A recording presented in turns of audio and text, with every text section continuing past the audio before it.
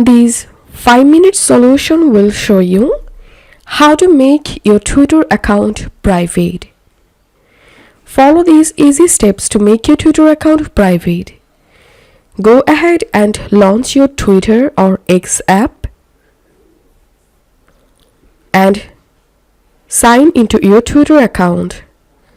Now tap on your profile photo at the top left and here tap on Settings and Support. Tap on Settings and Privacy.